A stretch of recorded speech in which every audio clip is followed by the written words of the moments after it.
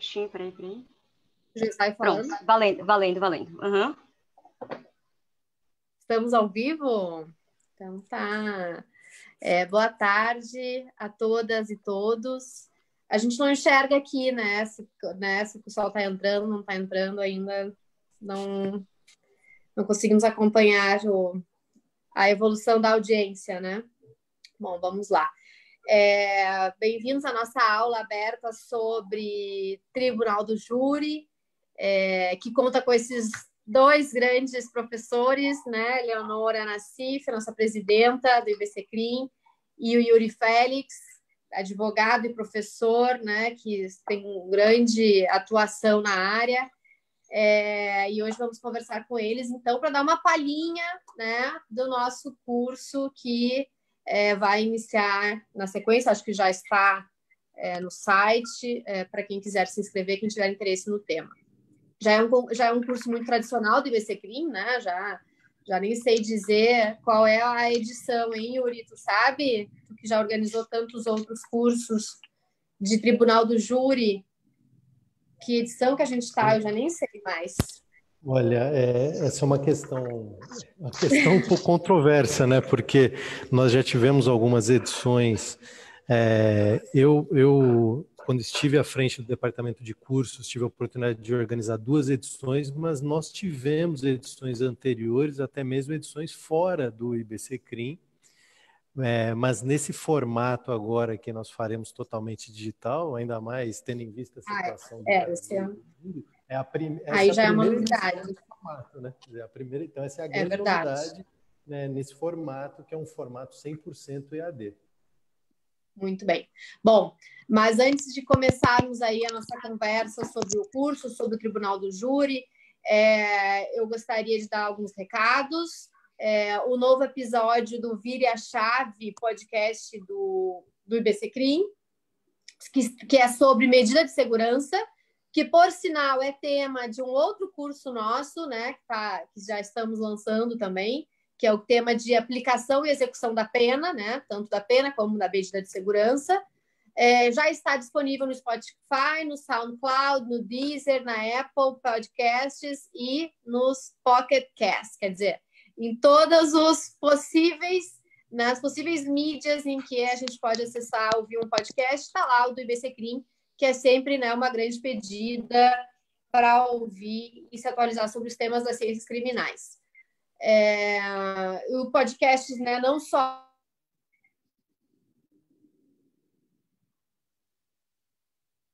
lançado em junho de 2019, então vai fazer aí 1 ano de podcast, e já tratou de temas como sistema de justiça juvenil, lawfare, fake news, e mais recentemente também houve um sobre Covid-19 já, esse sistema carcerário. Então, vale a pena muito aí conferir e assistir já o último sobre medida de segurança, tá? Bom, contextualizando já, né, a nossa aula aberta de júri de hoje, eu recordo, né, que em junho de 2018 nós tivemos uma reforma legal com a introdução da Lei 11.689, que estabeleceu um novo rito do Tribunal do Júri, né? E essa lei completou 10 anos, né, ano passado, e ao completar 10 anos, já veio o pacote anticrime e trouxe novas alterações. Quer dizer, o Instituto do Júri é um instituto super antigo do nosso sistema de justiça criminal, mas vem aí sofrendo atualizações, né, frequentemente. E, junto a essas alterações legais, nós temos, né, um contexto jurisprudencial oscilante, sobretudo em função do fato de que o STF está para julgar se, afinal, vereditos do júri, né, vereditos de primeiro grau, devem levar imediatamente à aplicação de pena, né? Tem uma discussão aí um tanto quanto inusitada, né, que entende que o júri seria um julgamento colegiado e, portanto, permitiria a aplicação da pena desde logo, né? Então, esse é um tema que está lá com o Toffoli, né? O próprio Dias Toffoli entende que os procedimentos precisam de mais celeridade, que é extremamente burocrático e formal, Então, sobre isso, eu queria ouvir, né, os nossos convidados, que têm a sua, né, larga experiência, né, em júri, né, ambos docentes, já falei um pouquinho, né, no início. A Eleonora, né, nossa querida Eleonora Rangel Nassif, é advogada, especialista em direito penal e processual penal, presidenta do IBCCRIM e com atuação em tribunal do júri, assim como Yuri, que é doutor em ciências criminais, diretor do IBCCRIM, e que também já mediou aí recentemente a aula aberta sobre compliance. Eu não sei se a aula aberta ficou à disposição, até uma dúvida. Hoje mesmo eu conversei com alguns alunos que têm interesse em ouvir. Deve estar, né? Deve estar. Então eles vão achar. Então está também à disposição aí a aula aberta sobre compliance, que foi muito boa, eu consegui pegar um trechinho. Bom, o nosso curso agora, então, sobre aspectos práticos do Tribunal do Júri, promovido pelo IBCCRIM, inicia 15 de maio, né? Eu falei que estava prestes a iniciar, então é 15 de maio, na plataforma EAD Box, né? Que é uma plataforma nova que o IBCCRIM já está utilizando, que é super moderna, tem funcionado muito bem com os nossos cursos, sobretudo em tempos de pandemia, que está todo mundo só com aula online, né? Mesmo, enfim, cursos presenciais tiveram que migrar para o online, e a gente está, o IBCCRIM, né, por sorte e competência, já estava adaptado e com condições de receber essa nova conjuntura, né? Então, agradeço muito a presença de vocês aqui hoje e passo a palavra à Eleonora e queria que ela comentasse justamente essa história recente das alterações legais em torno do Tribunal do Júri e, sobretudo, com a última reforma aí do pacote anticrime, os impactos sobre o nosso instituto caro, Instituto do Tribunal do Júri. Muito bom, obrigada, Clara, pelo convite. Você que coordena o nosso departamento de cursos, quero te parabenizar pelo excelente trabalho, pela organização desse curso prático do Tribunal do Júri, que está excelente. Nós vamos ter palestras sobre os mais diversos temas. O Jader Marques vai fazer aula introdutória, medicina legal com Thelma Rocha, o Yuri Félix também vai falar sobre a questão da cadeia de custódia. Então, um curso super completo e é uma alegria poder estar aqui para... Eu penso assim que é como uma espécie de aperitivo em relação ao que vem pela frente. Então, aqui é uma aula aberta, vamos considerar como uma espécie de aperitivo. Eu também vou dar uma aula sobre a questão dos quesitos, da quesitação e da preparação para o dia do plenário e tal. Então, fica aqui o convite para que todos que tenham efetivamente interesse em atuar no Tribunal do Júri certamente vão se beneficiar muito desse curso que vai começar no dia 15. Você me traz aqui uma questão ligada... Desculpa. Pois não. Desculpa te interromper, me desculpas, claro. Mas só porque, como tu falou muito bem vendendo o curso que eu não fiz, então eu só queria aproveitar e dizer que tá super interessante o corpo docente, porque tem perita, né, de homicídio, muito legal. Tem delegado de homicídios, tem promotora de homicídios, tem advogado de homicídio e tem, enfim, todas as defensor públicos, quer dizer, todas as carreiras, todos os agentes, todos os atores só jurídicos. Só faltou o réu, né? Ok, é isso. Só faltou o réu. Só faltou o réu, né? Eu logo serei ré. Já posso começar a dar meu depoimento. Agora, Clara, eu quero parabenizar exatamente isso. Aula curso com teses defensivas e com teses acusatórias, ou seja, isso é muito rico. Porque a gente também tem que entender, primeiro que o IBCCRIM é multidisciplinar, a gente tem associados e associadas das mais diversas carreiras.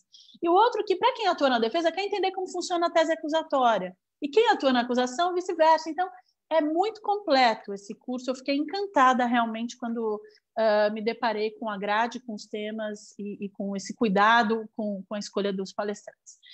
Bem, sobre a questão das alterações, o meu tempo é curto, porque eu sei que depois o Yuri tem várias questões interessantes para falar sobre o STF, me corrijam aí se eu estiver errada. Vou tentar não entrar muito no que imagino que ele vai falar. E quando chegar uns 8 minutinhos, você me dá um toque? Claro que eu estou meio perdida aqui com o tempo, porque eu, se bobear, não paro de falar. para depois a gente também abrir para perguntas e tudo. A gente tem essa alteração de 2008, que até hoje a gente costuma chamar de nova lei do júri, mas já não é mais tão nova assim, que é a lei 11.689 de 2008, e que, de fato, mudou todo o procedimento do júri, tudo, né? Então, quem se formou antes de 2008 teve que se atualizar 100%, porque não tem nada a ver com o procedimento anterior. E é interessante até porque nesse julgamento agora que ocorreu, que o Toffoli se manifestou, falando da questão da celeridade, né? Então, que a gente teria que fazer valer a soberania dos vereditos, e isso eu já vou explicar por que ele entrou nisso, mas por causa da celeridade. Então, eu quero só fazer esse pequeno recorte para explicar que a lei de 2008 trouxe muita celeridade para o procedimento do júri. E quando a gente pensa em mais celeridade, né, me parece que isso tem que ser feito de uma forma equilibrada, a não prejudicar os direitos e garantias fundamentais do réu e da ré, porque o júri ele está inserido exatamente, né, no capítulo da Constituição, no artigo 5º, que cuida dos direitos e garantias fundamentais. Então, o júri, e esse é um ponto muito importante, ele não é uma regra de competência, né? Ele é uma garantia fundamental do réu e da ré, dos cidadãos e das cidadãs. Ou seja, qualquer coisa, qualquer alteração que restrinja os direitos daquela pessoa que será submetida ao julgamento pelo tribunal do júri deverá ser rechaçado, no sentido de que se trata de uma garantia fundamental, e as alterações legislativas não podem vir em malefício daquela pessoa que será julgada pelo plenário do tribunal do júri. E quem são essas pessoas? São aquelas pessoas acusadas de praticar crimes dolosos contra a vida, conforme está lá no artigo 5º, inciso 38 da Carta da República, na sua forma tentada ou consumada, bem como os crimes conexos. É importante a gente destacar. Então, crimes de tráfico de entorpecente, estupro, tudo isso, se tiver algum tipo de conexão com o crime contra a vida, também será submetido, né, ao julgamento pelo tribunal do júri. Então, em 2008, a gente mudou terminologias, né? Então, agora a gente tem que, para não dar nenhum tipo de gafe, e acho que esse curso prático nos instrumentaliza muito para isso, para não dar gafe, né? Quero atuar no plenário do júri, esse é meu grande sonho. Como é que eu faço? Como é que eu faço para chegar a seguro lá? Tem que estudar, né? E tem que estudar nos livros, mas tem que estudar com quem atua no júri, porque tem coisas que não foram escritas, né? O Yuri tem um livro ótimo sobre aspectos processuais no tribunal do júri, onde ele dá várias dicas de pulos do gato e tal, mas tem questões que realmente é no bate-papo, nos corredores, com quem atua no júri, ou quando você vai lá no plenário assistir, que você aprende como que é esse relacionamento com os jurados, como que o que funciona, o que acontece quando um júri passa para o outro dia, né? Será que a gente tem que levar uma malinha para o fórum, ou o advogado pode voltar para casa? Os jurados podem voltar para casa? Não podem? Então, isso tudo a gente aprende quando começa efetivamente a se interessar e estudar, e estudo tem a ver com estudo empírico, de estar lá assistindo. Ver qual é o estilo dos profissionais, se inspirar, e fazendo aí um mosaico de inspirações e coisas que nos atraem, que a gente quer pegar para a gente. É assim que a gente se constitui enquanto pessoa, enquanto profissional. Então, não se fala mais sala secreta, é sala especial, né? Essa foi uma alteração importante, por quê? Pelo princípio da publicidade. A gente não tem nenhum ato secreto no âmbito do direito processual penal. Então, estava errado falar em sala secreta. Não é secreto o julgamento. O que é secreto é o voto, é o sigilo das votações.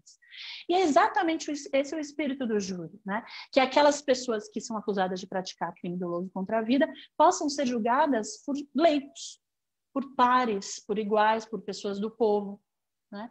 O legislador constitucional entendeu que isso era uma garantia do cidadão.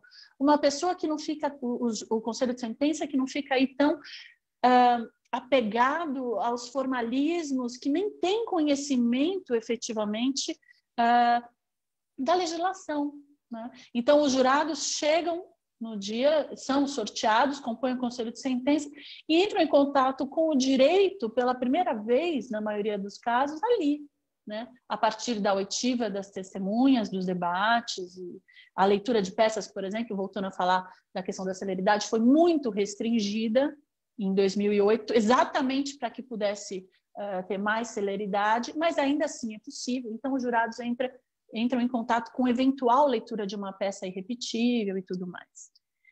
Então, nesse sentido, essa alteração de 2008, ela trouxe uma série de ajustes, muito preocupada com a questão da celeridade, muito preocupada com a questão da anulação dos julgamentos, porque a quesitação era muito complicada, extremamente complicada, confusa, longa, extensa, várias séries. Então, uma tese de legítima defesa, até chegar à conclusão de que o jurado entendeu que era legítima defesa, eram 7 perguntas.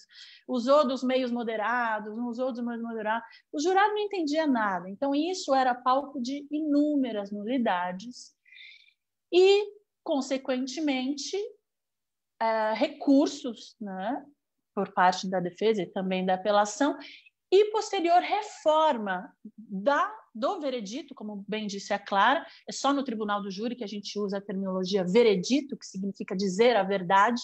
Numa vara comum, um crime de drogas, não se fala veredito, é uma sentença, ou um acordo, um tribunal. Só no júri que a gente tem o veredito.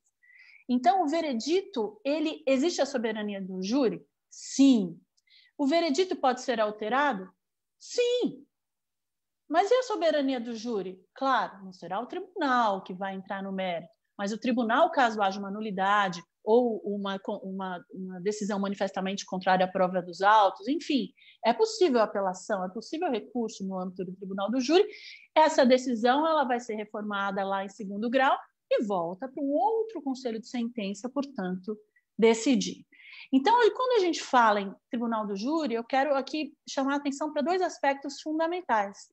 O primeiro é o fato de que é uma garantia fundamental, e a gente agora, com a nova lei 3.964, que foi um presente de Natal aí, de grego, eu diria, que trouxe uma nova alteração importantíssima no artigo 492, inciso 1, a linha E, dizendo que mandará o juiz-presidente do júri, na sentença, mandará o acusado recolher-se ou recomendá-lo à prisão em que se encontra, se presentes os requisitos da prisão preventiva, ou, no caso de condenação, e agora que vem, há uma pena igual ou superior a 15 anos de reclusão, determinará a execução provisória das penas com a expedição do mandado de prisão, se for o caso, sem prejuízo do reconhecimento de recursos que vierem a ser interpostos.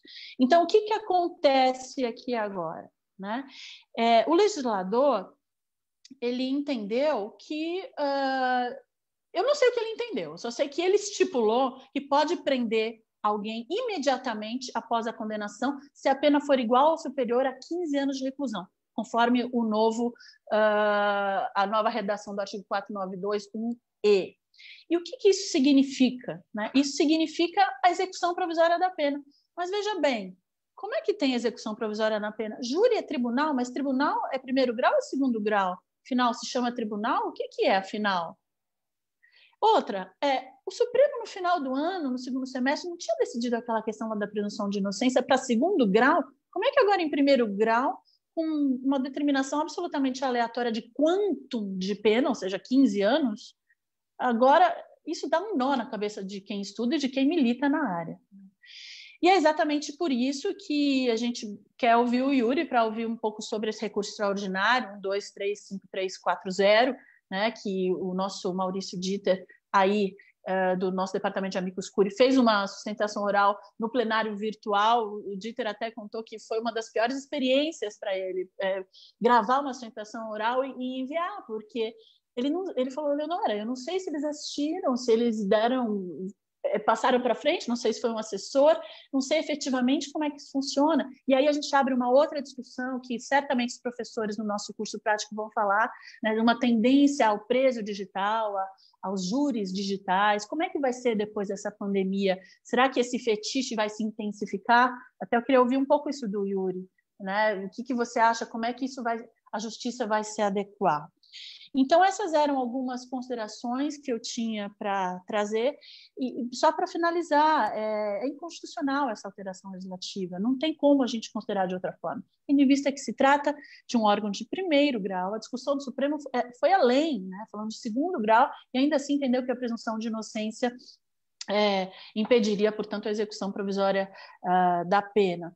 E lembrando que, né, para aqueles apavorados que estão aí, absolutamente embarcaram totalmente na cultura do medo, que muitas vezes a nossa mídia, infelizmente, desinforma, quem tem que estar preso vai estar preso, ou seja, a liberdade provisória, os requisitos, quando estiverem preenchidos, a pessoa vai estar efetivamente segregada da sociedade, se ela representar efetivamente um risco. Né? Então, quando a gente se refere aqui a esse novo artigo e com todas essas críticas, tem muito mais a ver com aquela pessoa que não necessariamente precisa aguardar o julgamento em liberdade, preso, né? Preso, ou seja, que poderia aguardar o julgamento em liberdade. Essas eram algumas considerações, continuo aqui depois para eventuais perguntas. Obrigada, Clara. Nossa, tu é um reloginho, né? Um cronômetro. Simplesmente 10 minutos cravados, assim, a partir depois do momento em que eu te interrompi, né? Muito bem, obrigada, Leonora, pela sua brilhante palhinha da tua aula, né, que virá na sequência no curso. E passo, então, né, a Nuno já fez as primeiras provocações, né, perguntamos ao professor Iruri, né, agora sobre o julgamento que ocorre no STF, no qual o nosso Instituto IBCCRIM atua como amicus curiae, né, representado pelo professor Maurício Dieter, lá, né, na atuação, conforme a Leonora acabou de nos trazer a informação. Então, podemos falar que as justificativas de que a medida trará mais celeridade e desburocratização ao processo, se essa mudança for aprovada, quer dizer, quais os impactos dessa decisão para o nosso procedimento do júri? Gente, estão me ouvindo bem? Boa tarde a todas e todos. Cumprimento a professora Clara Maziero e cumprimento aí pela iniciativa. Ela me perguntou se aqui edição nós estamos, e isso, na verdade, cada edição é uma novidade, né? Porque o curso Tribunal do Júri já é um curso tradicional no IBCCRIM já de alguns anos. Tivemos oportunidade já de coordenação desse curso lá atrás pelo professor Paulo Sérgio, pelo professor Fábio Tolfic. Depois eu tive a oportunidade de construir uma grade, organizar 2 edições desse curso, e hoje a professora Clara inovando, melhorando, ampliando as discussões desse curso. Tanto é que, se nós pegarmos os cursos anteriores, nós não temos a mesma grade que temos no curso de hoje. Essa grade ela foi expandida, foi melhorada, as discussões elas foram aprofundadas, verticalizadas, o que torna o curso ainda mais rico. Então, parabenizo desde logo a professora Clara. Cumprimento também a nossa presidenta, a professora Eleonora Nassif. Parabenizo aqui pela exposição, que já, como foi dito, já deu uma palhinha das inúmeras questões que serão colocadas no âmbito do nosso curso, Tribunal do Júri, aspectos práticos. E quero dizer aos colegas o seguinte: aconteceu de tudo. A internet caiu, a NET falou que só voltava às 7, eu tive que posicionar para ver onde é que ia pegar, e por isso que eu estou num lugar que está meio estranho. O pessoal já está mandando mensagem aqui para mim: acende a luz, não tem como acender mais a luz do que isso. Então está um sacrifício isso aqui. Eu ia colocar um fundo aqui em homenagem ao que ocorreu no último período, ia ser esse fundo aqui, ó, em homenagem aqui ao nosso ministro. Eu ia colocar esse fundo, ó, que inclusive tem até a divulgação dos 2 livros que eu ia pedir para o pessoal depois dar uma olhadinha: o livro Tribunal do Júri, a 2ª edição, e o livro do pacote anticrime. Só que, pelo visto, ó, se eu entro na imagem fica estranho, então eu tenho que sair da imagem para o pessoal ficar olhando para o tubarão, em homenagem ao nosso ministro do STJ. Então, nesse sentido, eu vou ter que tirar o nosso tubarão daqui.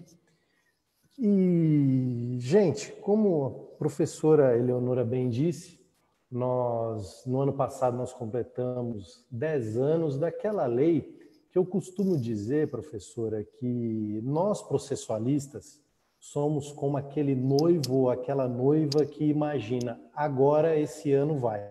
E aí vai mais um ano e o casamento não sai.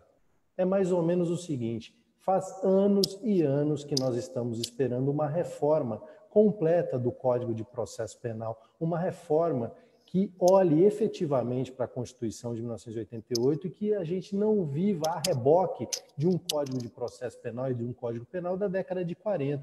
E aí a gente fica imaginando, agora vai, e aí vem algum prêmio de consolação para a gente.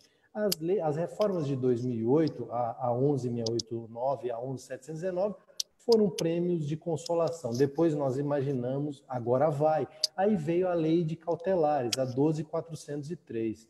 E aí nós ficamos imaginando, agora vai, e aí chegamos no pacote anticrime, que muitos dos colegas comemoraram, principalmente a questão do juiz de garantias, mas eu avisei inúmeras pessoas, eu falei, gente, vocês não fiquem comemorando. Da mesma maneira em que acontece com as audiências de custódia hoje no nosso país, em que muitos lugares são feitas audiências de custódia para inglês ver o direito e a garantia fundamental daquele indivíduo que está naquela situação não é preservado, muitas e muitas vezes são feitas audiências, como eu disse, para inglês ver, para atender aquela formalidade, e eu falei, o juiz de garantias, fiquem tranquilos, não é bem assim, nós precisamos de uma reforma global, integral do Código de Processo Penal, mas no fim das contas o juiz de garantias foi como aquele foi a volta dos que não foram, efetivamente ele não ocorreu.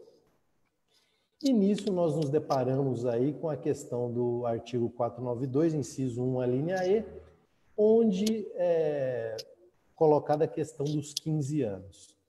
A primeira questão, a primeira colocação que eu faria é: por que 15 anos? Por que não 12? Por que não 20? Porque lá no protesto por novo júri, a Eleonora vai se lembrar disso, aqueles que são jovens há mais tempo e que já advogam há mais tempo, vão se recordar como é que era antes de 2008, em que o primeiro ato do processo era o interrogatório do acusado, em que havia o protesto por novo júri das penas que acima de 20 anos, e Eleonora sabe bem disso, a prática muitas e muitas vezes o indivíduo tomava 19 anos de pena para não ter os 20 anos, para não ter o protesto por novo júri. Isso acontecia muito, muitos passaram por isso. Mas tinha um patamar de 20 anos ali, que a gente pode imaginar uma pena base um pouco mais elevada, 2 qualificadoras ou até mesmo 3, enfim, mas por que 15 anos? Essa é a primeira discussão. Uma pena igual ou superior a 15 anos.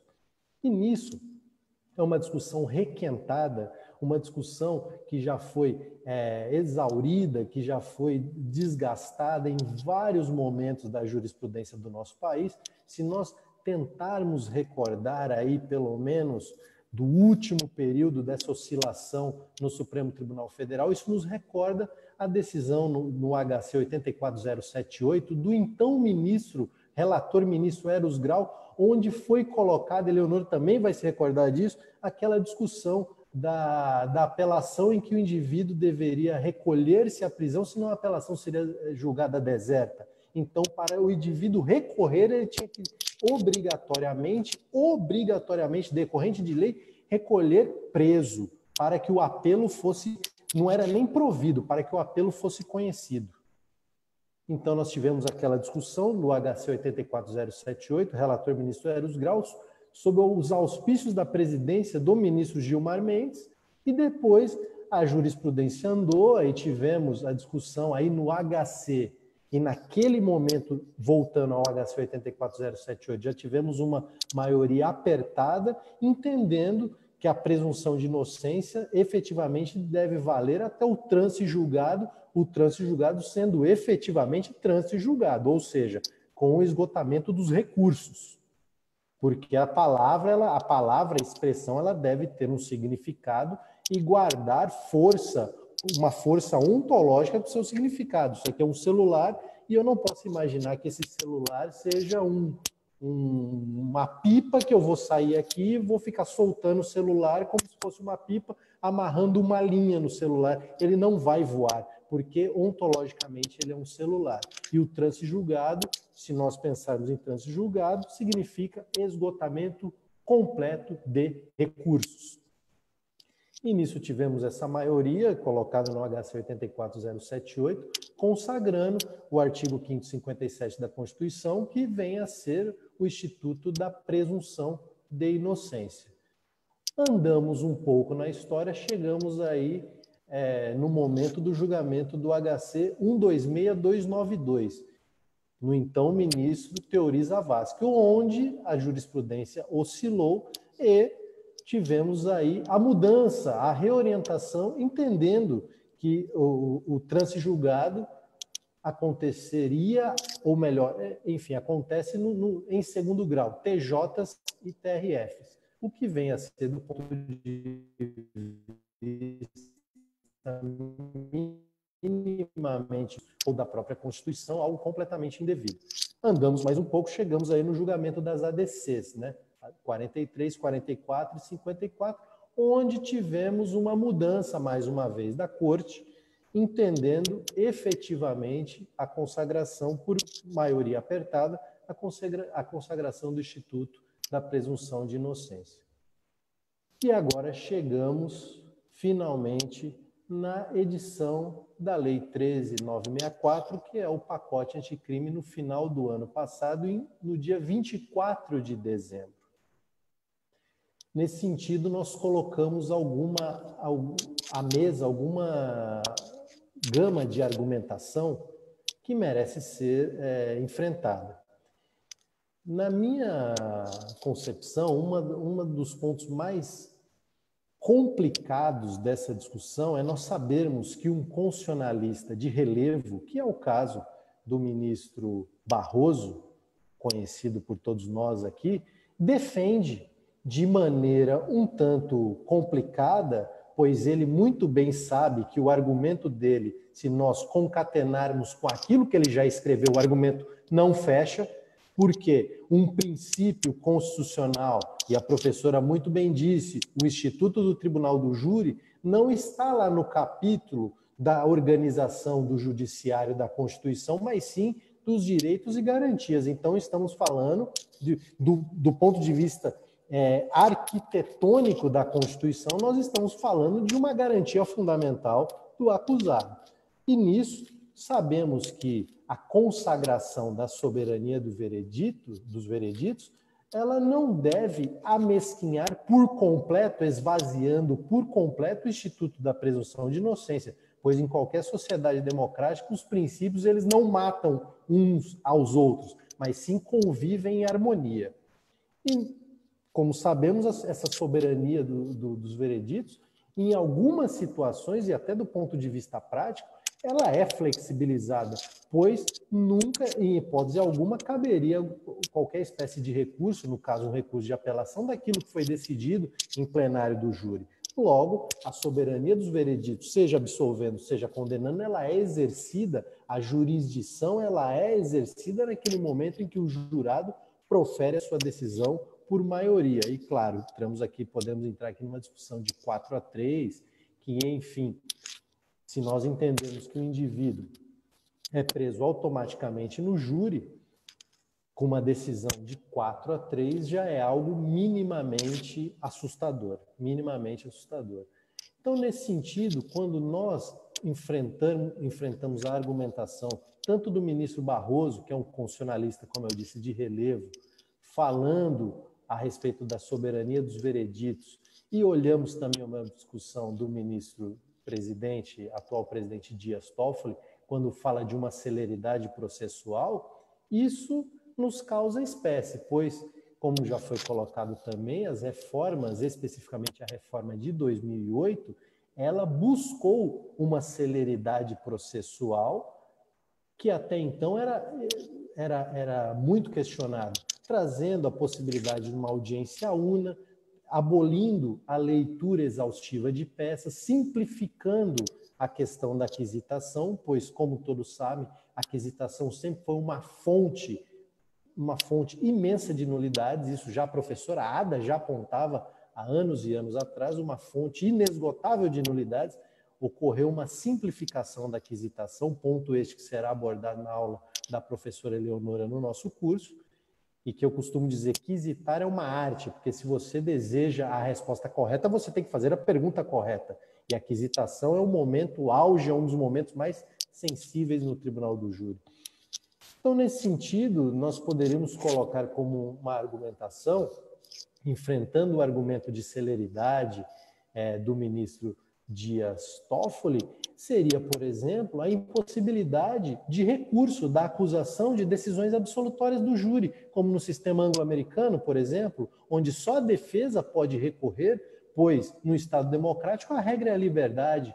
No momento em que a acusação recorre, por exemplo, de uma decisão em que ele alega que houve uma manifestação, uma decisão contrária à prova dos autos, isso faz com que também o processo se estenda. Então, por que a gente não coloca isso à mesa, olhando para outros sistemas processuais do mundo, de uma impossibilidade de um novo processamento, acarretando, na verdade, um bis idem processual, pois o indivíduo foi processado em primeira instância, e aí o júri reconheceu a sua inocência, e aí, numa tentativa acusatória de reverter aquele julgamento e submeter ele novamente a um novo julgamento, por que a gente não chega à conclusão que devemos abolir um recurso exclusivo da acusação? É uma proposta. O objetivo não é celeridade?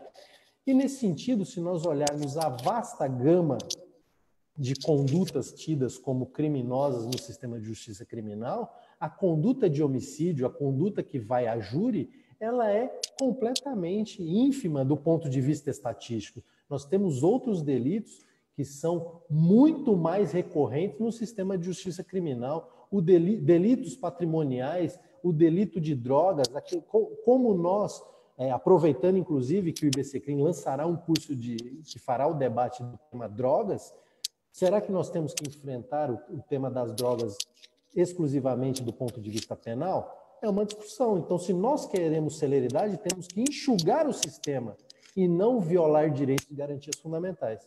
É isso, eu não sei se eu me estendi, devo ter me estendido no tempo, mas agradeço desde logo e devolvo a palavra à professora Clara. Eu acho que foi ali também 10 minutinhos, um pouquinho mais só, mas estava bem.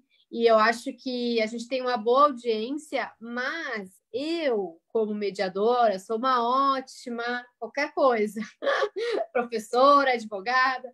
Eu esqueci de falar para o pessoal que poderia fazer perguntas aí no bate-papo, né?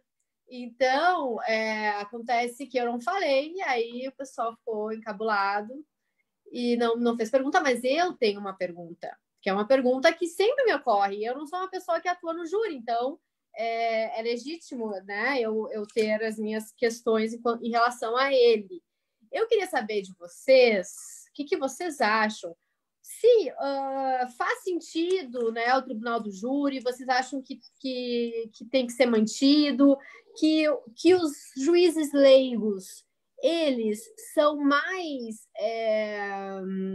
como é que eu posso dizer, sensíveis de que juízes togados, conseguem compreender as questões jurídicas. Daqui a pouco vocês têm um caso assim que parece, nossa, é evidente que aquilo ali é uma tentativa, quer dizer, é lesão corporal grave e não uma tentativa de homicídio.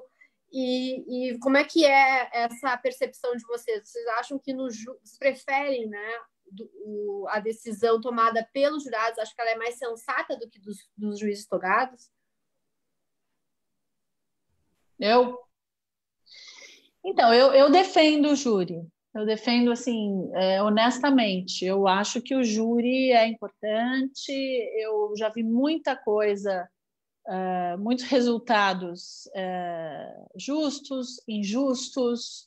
Já vi muitos vereditos serem anulados no tribunal e vai de novo a júri, e o novo conselho sentença confirma, ou então decide de outra forma. Eu já vi de tudo no júri. E ainda assim, eu acho que é um instituto importante.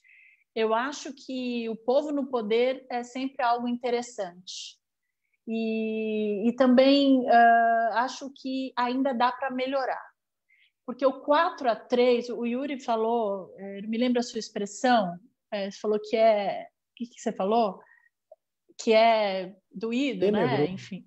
Tenebroso, é. Alguém por 4-3 é tenebroso, é temerário, é tenebroso, é injusto, é tudo que você pode imaginar. Exato. Eu também. O 4-3 me mata. O 4-3 é algo assim que me tira o sono, que me dá vontade de trocar de lugar com o réu. É um negócio que é muito grave. E para isso a gente tem alguns ajustes que devem ser feitos. Existem aí alguns projetos de reforma do novos códigos de processo penal. Um deles, até que está tramitando, que foi inclusive iniciativa do IAB, Instituto dos Advogados Brasileiros, na época que o Técio Lins e Silva era presidente. Esse projeto tem uma proposta de aumentar o número de jurados para 8. E com 8 jurados, aí o empate favoreceria ao réu. Então, aí a gente não teria mais o 4-3, a gente precisaria do 5-3, né, para conseguir realmente condenar alguém. E esse percentual me causa um pouco mais de conforto no sentido de uma decisão não unânime, que a gente nunca mais vai saber se é unânime ou não, porque também em 2008 isso se tornou impossível, agora a votação é só a contagem é só por maioria, mas, de qualquer forma, traz algum conforto para as partes caso seja aumentado o número de jurados. Eu acredito que o júri vale a pena, tem falhas que podem ser aperfeiçoadas.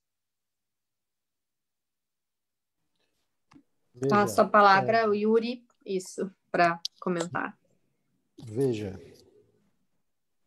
eu tenho feito...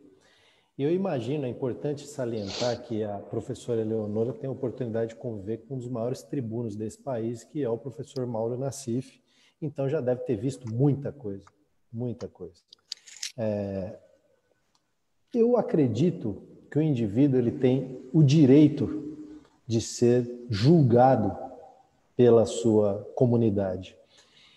Uma das questões que eu colocaria aqui, que isso é uma questão que me aflige, é o momento, Clara, que acontece no júri das recusas no que tange aos jurados. Este é o momento em que a defesa fala primeiro, que são as 3 recusas imotivadas, tanto da defesa quanto da acusação. E quem recusa primeiro? A defesa. Isso é um negócio que sempre me incomodou, recusar primeiro, pois no momento em que eu recuso primeiro, de repente eu estou recusando um jurado que a acusação já iria recusar e eu perco uma das minhas recusas. Então, do ponto de vista estratégico, isso sempre me atormentou.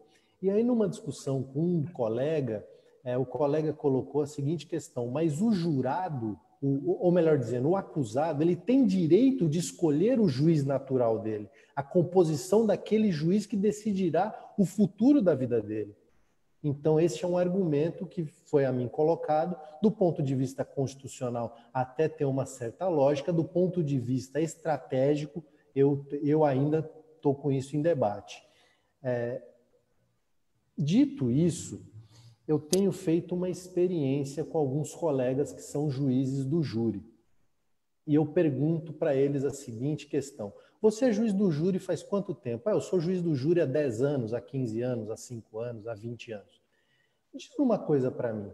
Na maioria das decisões que você observou, a maioria você concordou com a decisão que os jurados adotaram ou você discordou? Unanimemente me responderam: Yuri, eu concordei na maioria das vezes. Então você está dizendo para mim o seguinte, que aqueles que condenaram, você também teria condenado, e aqueles que absolveram, você teria absolvido? Sim, Yuri, exatamente isso.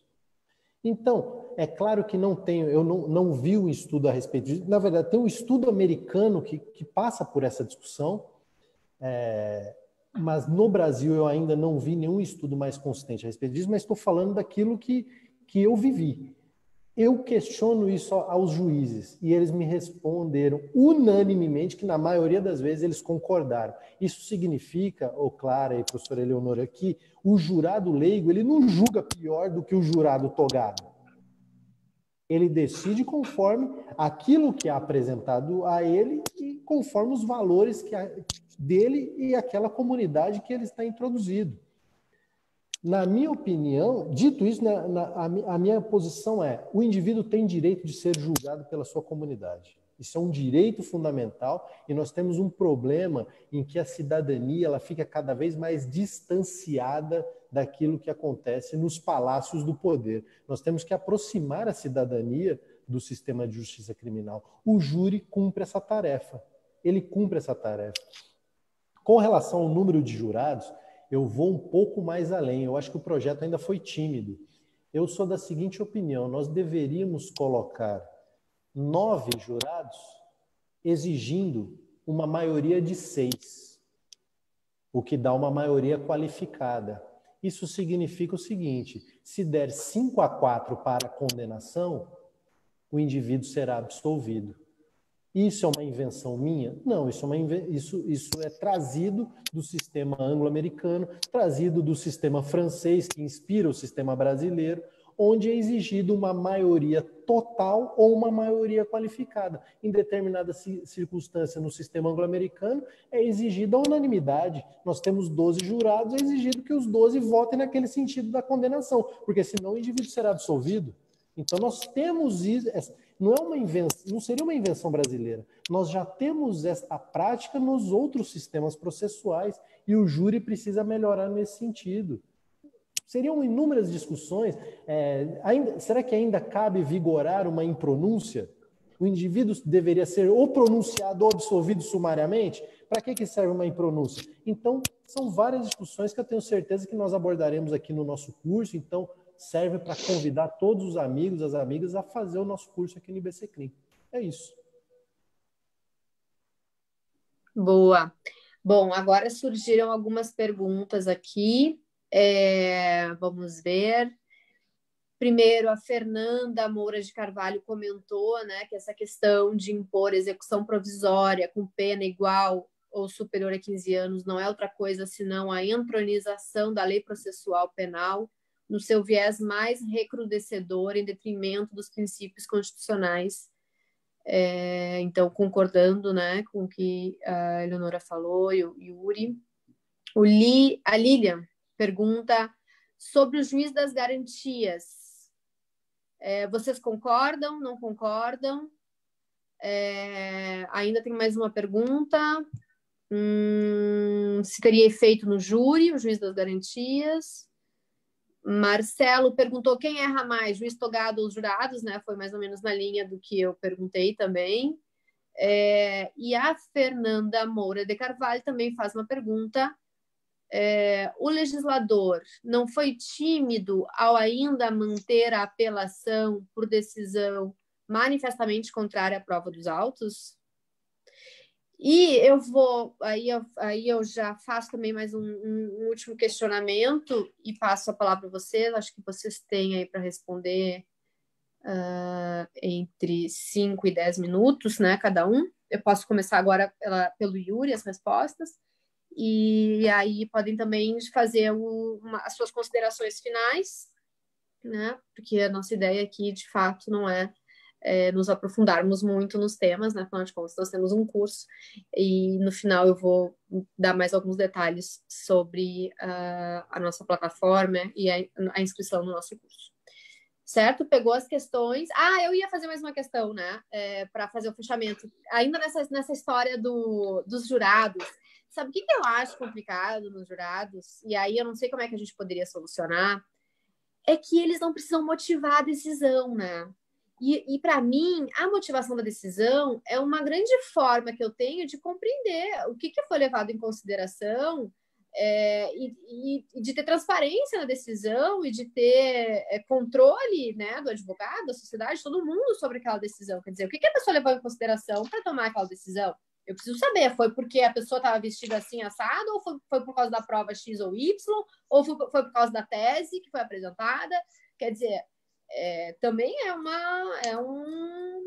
por outro lado, também é uma garantia constitucional, né? A motivação das decisões e que fica um pouco prejudicado no tribunal do júri. Então, começamos pelo Yuri essa rodada. Ok. Pergunta, como sempre, a professora Clara faz pergunta fácil, né? Pergunta fácil essa. Então, eu vou começar por aquela do juiz de garantias. Primeiro,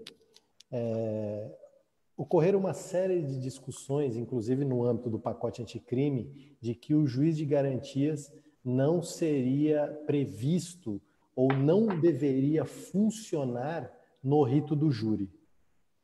Até agora eu estou tentando entender por que não instituir o juiz de garantias no rito do júri. Até agora eu estou tentando entender. Porque o juiz de garantias, que não é uma invenção brasileira, ele é trazido de outros sistemas processuais, ele é um juiz que faz uma primeira filtragem e faz com que vigore um princípio elementar em qualquer sistema processual democrático, que é o princípio da imparcialidade. O juiz de garantias faz essa filtragem daquilo que ocorre na investigação preliminar e que somente chegaria, né, valendo no sistema do júri, chegaria ao sumário de culpa aquilo que efetivamente servisse ao contraditório e às partes, pois um processo democrático é um processo de partes. Logo, eu sou muito favorável ao juiz de garantias. Para mim, o juiz de garantias significa um avanço civilizatório em direção a um sistema efetivamente adversarial, um sistema acusatório.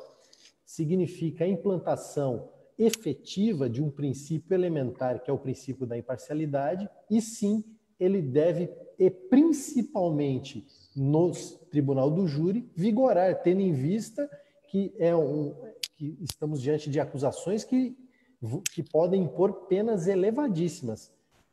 Nesse sentido, se a regra é a liberdade, nós temos que efetivar uma garantia que é este juiz de garantias.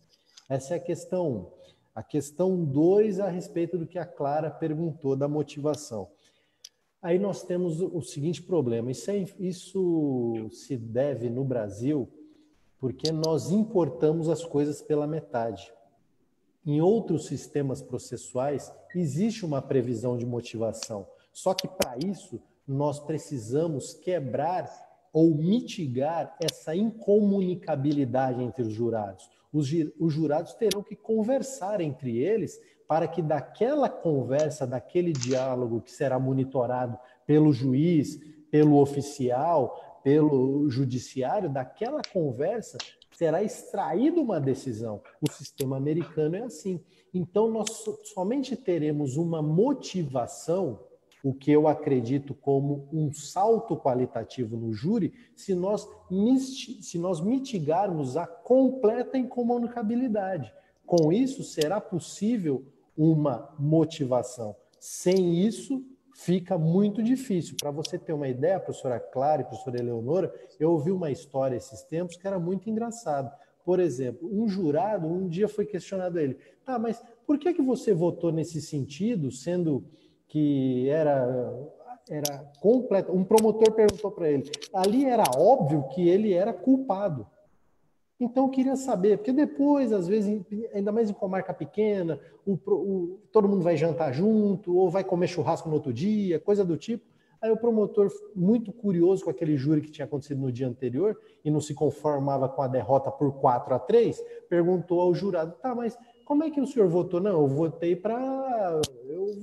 ali, na verdade eu não sei nem como é que eu votei. Mas como assim? Ele falou assim, doutor, é o seguinte, quem julga é Deus. Então, o que eu faço? Eu embaralho as cédulas na minha mão e aí eu pego uma cédula e jogo lá no cesto, porque quem julga é Deus. Então, nós temos um problema, se for nesse sentido, temos um problema aí. É lógico que isso é a exceção, obviamente que isso é a exceção, mas foi decidido o futuro de uma pessoa por meio de um embaralhamento de cédulas.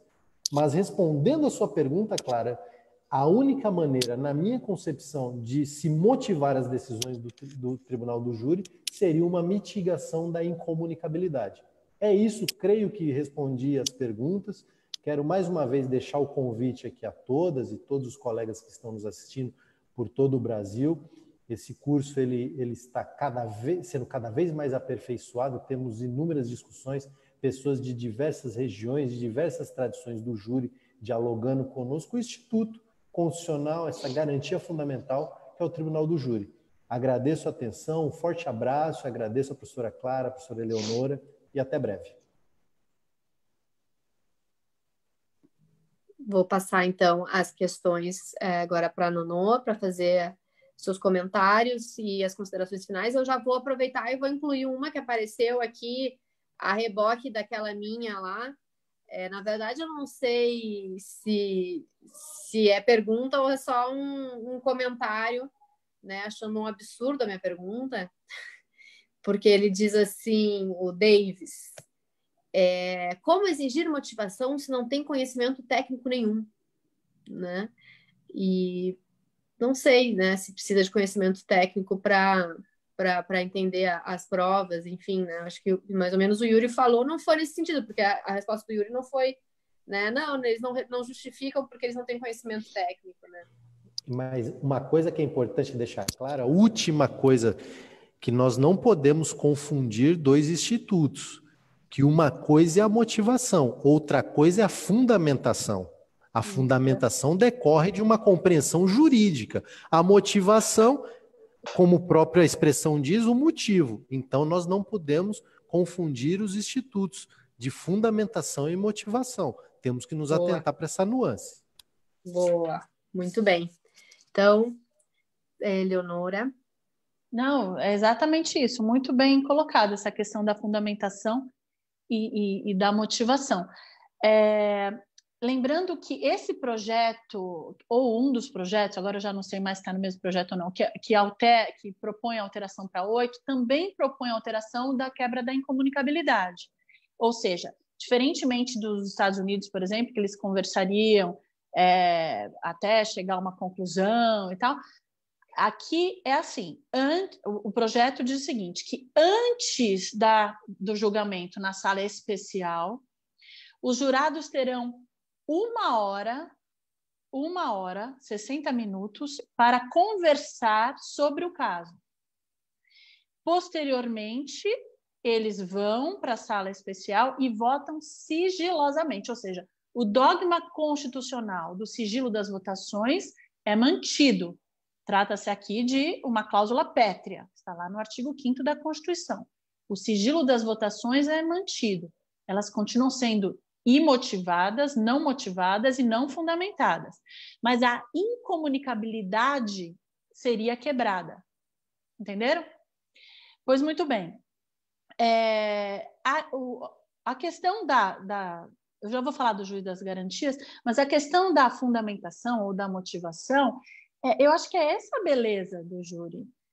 Eu sei que às vezes é difícil compreender, mas é exatamente aí que mora o diferencial do júri, porque no júri, ainda mais depois da reforma de 2008, eu explico bem a questão dos quesitos lá na aula que eu vou dar, senão agora aqui eu não paro de falar, que tem um novo quesito coringa e tal, que absorve todas as teses e tal, mas exatamente por causa desse novo quesito, que é lindo, porque alguém pode simplesmente absolver porque sim, por clemência, porque o réu tem 15 filhos e vai ficar sem um provedor dentro de casa e a mãe está desempregada, porque tem um pai doente. Qualquer motivo é motivo para o jurado. Ele não precisa efetivamente se ater. O doutor Nassif, com quem eu trabalho, que é meu pai, enfim, que eu tenho esse privilégio, realmente sou uma pessoa privilegiada nesse sentido, como bem disse o Yuri, ele tem uma frase genial, que ele diz que o jurado julga por consciência, não por ciência. Então, assim, a ciência não importa, né? A gente que estuda e se debruça e produz ciência jurídica, ali o que importa é a consciência. Como é que bateu no coração daquele cidadão jurado aquela história, né? E essa é que é a beleza. Agora, o Yuri falou do churrasco no dia seguinte, nem precisa chegar até o churrasco, acabou o julgamento, está quebrada a incomunicabilidade. Hoje em dia, muita gente vai lá, e aí, seu jurado, o que você achou? Eu atuei bem? O que pegou para você? O que você achou mais interessante? Tal? E os jurados às vezes contam. Olha, doutora, eu não gostei. Uma vez me falaram, não gostei que a senhora ficou andando para lá e para cá. Isso me fazia perder a concentração, porque o meu salto fazia barulho e eu queria atrapalhar o promotor, assim, o jurado não gostou. Enfim, e daí eu falei, nossa, legal. Então eu achei que isso poderia irritar os jurados. Parei de ficar andando tanto, só quando eu queria um café que eu ia lá e voltava. Antes eu ficava rodando. Outra coisa, eles podem falar, olha, eu condenei por causa disso, disso, disso, disso, ou eu absolvi porque ele é muito parecido com o meu filho, eu fiquei com pena, ou porque ele é a mesma religião que eu, qualquer coisa. Né? E eles podem contar isso para a gente depois, porque daí já está quebrada a incomunicabilidade. Em relação ao juiz das garantias, sim, eu entendo, tem algumas coisas ainda que estão ambíguas e até porque a questão do juiz das garantias está sob júdice. A gente também ingressou como amicus curiae, né, nessas ADIs que estão em trâmite lá no Supremo Tribunal Federal. Mas a questão o juiz das garantias é fundamental, ainda mais em casos de júri, onde tem reconstituição, tem um monte de coisa. Então, para acabar com esse compadrio, com essa promiscuidade existente entre Ministério Público e Judiciário, é importante que a gente tenha, para um julgamento, que aí eu digo julgamento no sentido de mandar, né, processar efetivamente, oferecer a denúncia, que a gente possa ter um juiz absolutamente isento e dedicado apenas àquele momento inquisitorial. O juiz das garantias não vale para o GCRIM, por exemplo, porque é outro planeta o GCRIM, mas para o júri eu entendo que vale sim e que é fundamental para a gente atingir um julgamento naquele momento imparcial e independente por parte do Poder Judiciário, né?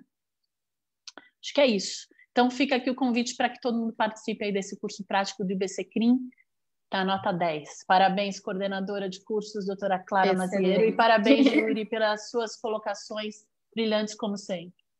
Eu que agradeço demais a participação de vocês aqui, terem nos brindado aí com esses grandes ensinamentos. Adorei a frase do Dr. Nassif, achei, né? Vou começar a adotar quando eu dou aula de procedimento do júri, volta e meia, na graduação, né? Não cursos específicos de júri, porque não é minha expertise, mas vou começar a adotar, porque é bonita mesmo.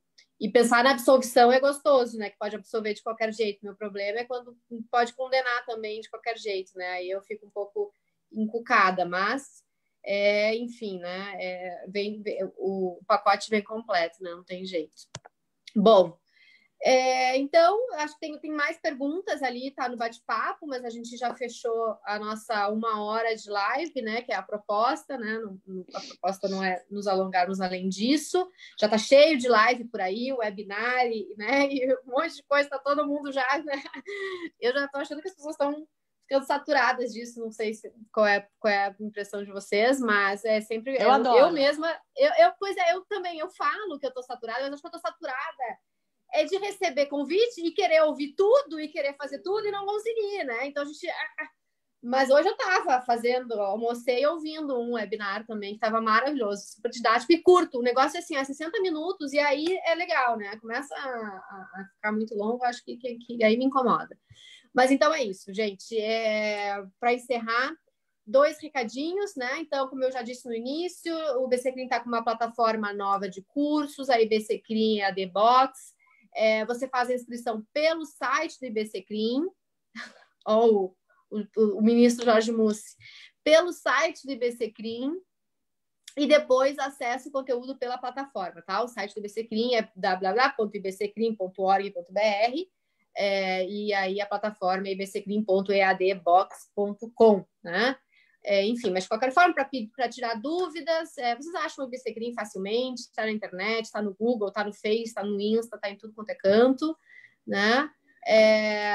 Semana passada houve a aula aberta sobre compliance, está disponível na página do IBCCRIM no Facebook, então também quem tiver interesse. E tá,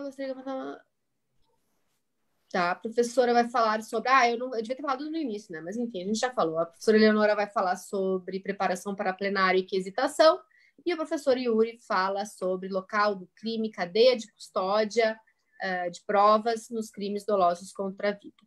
Tá? O nosso tubarão vai contar sobre cadeia de custódia.